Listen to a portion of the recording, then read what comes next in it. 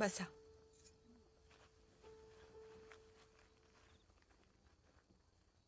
मुद्दामच बोलावून घेतलं तुम्हा सगळ्यांना.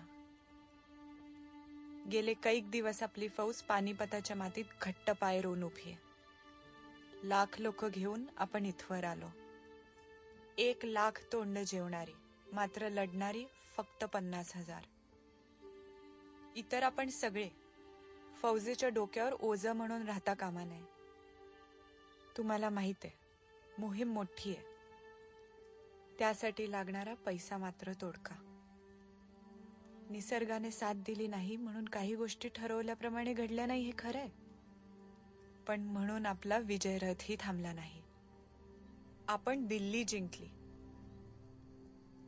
जो तख्त कुणापुढे झुकला नाही त्या तख्ताला आपण झुकवले. फौजेच्या उदरनिर्वाहासाठी दिल्लीत आपण चांदी पाडली, पण रयतेची रसद मारली नाही. तशी शिकवणच आहे शिवछत्रपतींची. आता मात्र मोहिमेत पैशाची चणचण जाणवतीये. तेव्हा आपण बायकांनीच पुढे येऊन मदत करायला हवी. पण ताईसाहेब, आम्ही बायका काय मदत करणार?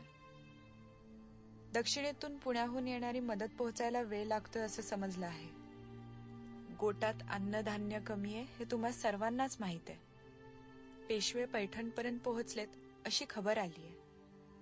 पण ती मदत आपल्यापर्यंत पोहोचेपर्यंत आपण इथे जम धरणं महत्वाचं आहे. तेव्हा आपण स्त्रियांनी आपले स्त्रीधन दान करून अन्नधान्य उभारावं असं आमचा मानस आहे. तुम्ही सर्व आहात आमच्यासोबत? हो ताईसाहेब, आम्ही सर्वजण तुमच्या सोबत आहोत. काळजी नका करू. कठीण प्रसंगी आपण स्त्रिया मागे हटणार नाही हे दाखवून देऊ. ताईसाहेब, आमच्याकडे जेवढे दागदागिने आहेत आम्ही सगळे ठेवू. फक्त हे डोरलं आणि जोडवी तेवढी ठेवतो.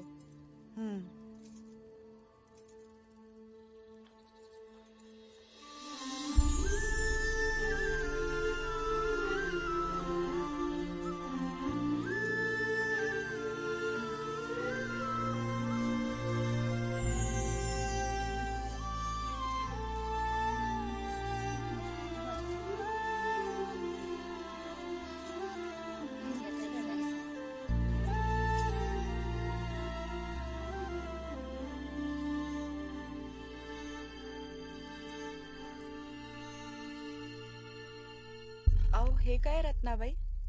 हा तर सौभाग्याचा अलंकार आहे. पण माझं कुकू माझ्या बरोबरच आहे ना.